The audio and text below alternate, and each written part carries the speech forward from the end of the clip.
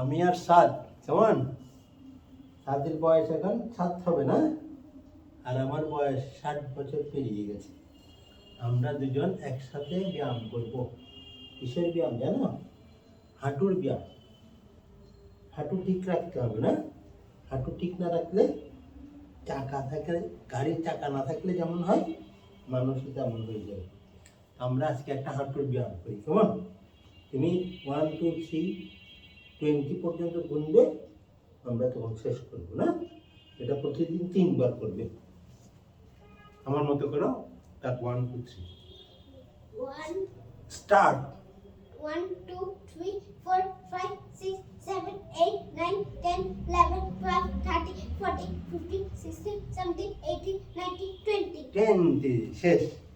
আমরা এইভাবে হাঁটুর ব্যায়াম করে হাঁটু ঠিক রাখবো, তাইলে গাড়ির চাকার মতো আমরাও ঠিক থাকবো না?